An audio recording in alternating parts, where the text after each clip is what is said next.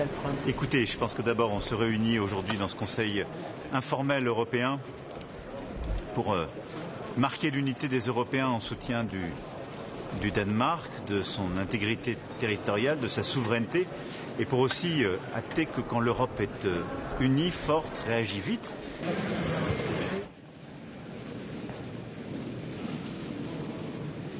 Les choses rentrent dans l'ordre et dans le calme. Et moi, je me félicite qu'on a commencé la semaine avec une forme d'escalade, des menaces d'invasion et des menaces tarifaires. Et nous sommes revenus à une situation qui me paraît beaucoup plus acceptable, même si nous restons vigilants. Tiens, dans les discussions qui seront à conduire, et nous restons extrêmement vigilants. On va discuter ce soir, je pense, des exercices que l'OTAN aura organisés. La France est tout à fait disponible pour y participer. Je redirai aussi à la Première ministre danoise notre plein soutien dans les discussions qui seront à conduire. Et nous restons extrêmement vigilants et donc prêts à utiliser les instruments qui sont les nôtres si on était à nouveau sous le coup de menaces.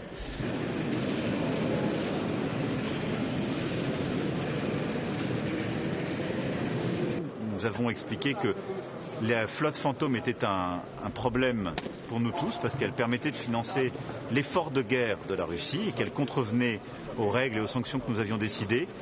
Et donc la marine française a agi en bonne ordre pour faire respecter le droit et venir contrarier le mouvement d'un navire qui contribue justement à cette flotte fantôme. Donc c'est une bonne chose.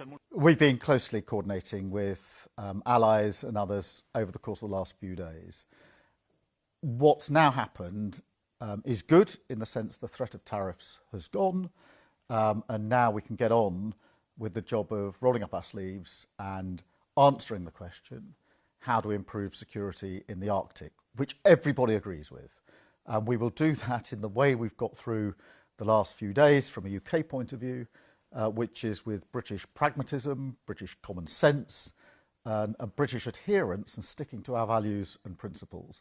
But today, we actually start the hard work of making sure that security in the Arctic is enhanced. And that is something on which Denmark, I've just been with the Prime Minister of Denmark here, we, the Europeans, other countries and the US are all agreed that that's what needs to happen. And therefore we get on with this stage of the exercise. Es hat sich gezeigt, dass Geschlossenheit und Entschlossenheit auf der europäischen Seite durchaus etwas bewirken können.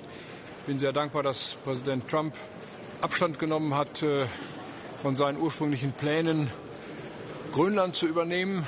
Und ich bin auch dankbar, dass er davon Abstand genommen hat, jetzt zusätzliche Zölle am 1. Februar aufzuerlegen. Das alles ist ein Ergebnis unserer gemeinsamen Bemühungen zwischen Europa und den Vereinigten Staaten von Amerika, einen Weg zu finden, wie wir gemeinsam vorankommen in den schwierigen Zeiten, die wir ja nun ohne Zweifel gegenwärtig erleben.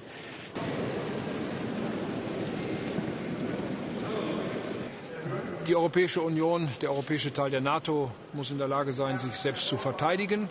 Auf dem Weg sind wir, auch wenn wir noch längst nicht alles erreicht haben, was wir erreichen müssen. Und das Zweite, wir wollen eben eine wettbewerbsfähige Volkswirtschaft in Europa haben. Dazu müssen wir alle beitragen. Dazu trägt auch die Bundesrepublik Deutschland bei. Aber wir wissen auch, ohne einen guten europäischen Rahmen geht das alles nicht. Und ich werde vor allem darauf drängen, dass wir die sehr umfassende europäische Bürokratie Schritt für Schritt zurücknehmen, damit wir eben wirklich ein großer, erfolgreicher europäischer Binnenmarkt sind, der auf der Welt bestehen kann. Und beides geht Hand in Hand. Verteidigungsfähigkeit und Wettbewerbsfähigkeit sind zwei Seiten derselben Medaille.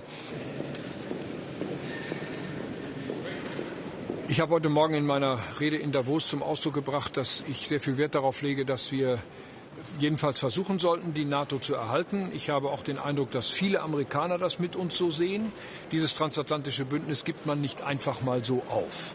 Wir haben das über 75 Jahre aufgebaut. Es ist das erfolgreichste politische Bündnis, das es jemals zwischen Europa und Amerika gegeben hat. Es ist kein reines Militärbündnis, sondern es ist ein politisches Bündnis. Es ist die Klammer zwischen Europa und Amerika.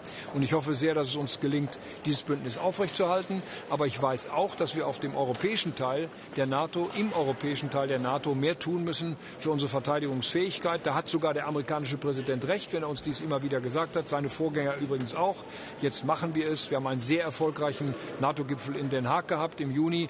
Die NATO ist jetzt auch im europäischen Teil dabei, ihre Verteidigungsfähigkeit zu stärken. Wir geben alle sehr viel mehr Geld aus. Wir wissen, dass wir das leider müssen, weil wir uns verteidigen müssen, aber auf dem Weg sind wir. So, vielen Dank. Have asked NATO to be more present in the Arctic region.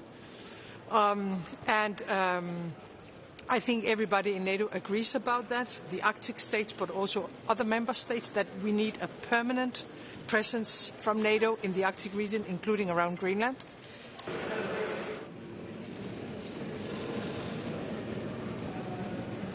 You're asking about red lines.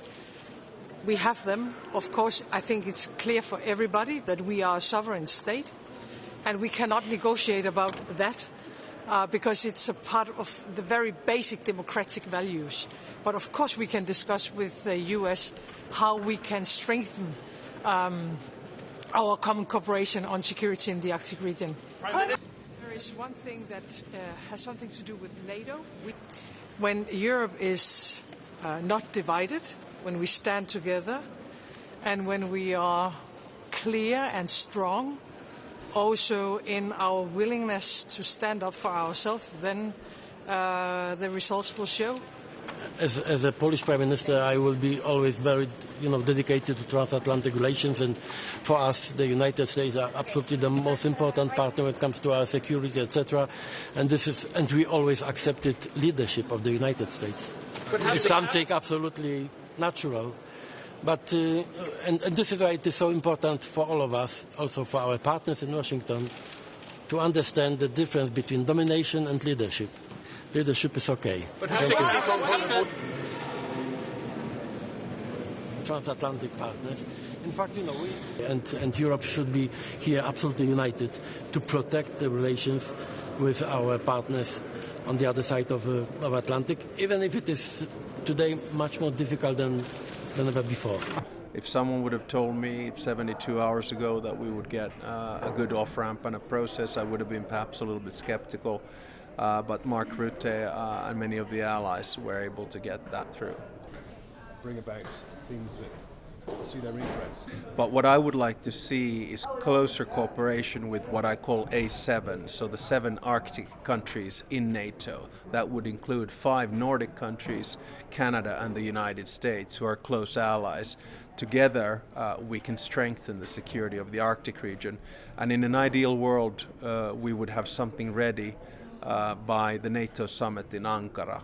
And basically put forward a package which was not dissimilar to the package that was put forward in Hague on 5%, something that clearly strengthens Arctic security. Into Greenland, which could have sovereignty within those bases. Denmark decides for Denmark, Greenland decides for Greenland. And for me, this has from the beginning been a security issue, not a sovereignty issue, and that's why we're trying to create an off-ramp whereby we can strengthen Arctic security with strong American presence, because their worries about Arctic security, I think, are correct. And the good thing is that there are countries like Finland which basically have the most trained Arctic military in the alliance. We have 1 million women and men who've done their military service in Arctic conditions. Yeah, I'll wait for your job. Wonderful.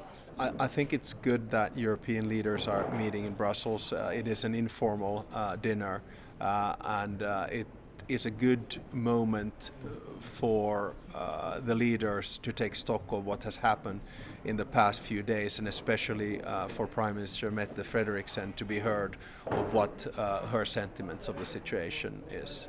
Diplomatic prowess and dealing with the Trump administration, particularly with. So I'm optimistic about the future of the alliance. I do think that we're doing burden sharing, and I think it's completely justified for President Trump to ask Europeans to do more about their defense and also to pay more for the alliance and have more capability. So the stronger NATO is, the better off we are.